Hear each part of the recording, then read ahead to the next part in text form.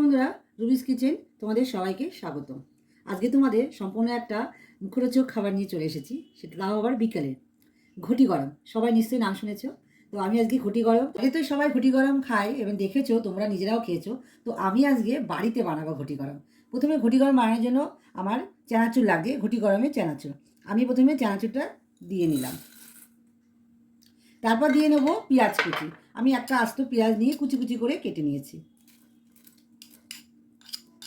আমি দিয়ে নিচ্ছি আদা কুচি, তারপর দিয়ে নেব লঙ্কা কুচি। লঙ্কাটা তোমরা কেমন ঝাল খাও সেই বুঝে নেবে, আমি একটু ঝাল বেশি খাই, তো দুটো লঙ্কা নিয়ে নিয়েছি। আর ধনে পাতা দিয়ে নিলাম। এরপরে আমি লেবুটা দেব, চিপড়ে দেব। দেখো আমি বিট নুন দিয়ে নিলাম। এরপরে আমি দিয়ে নেব চাট মশলা, অল্প একটু, এই যে।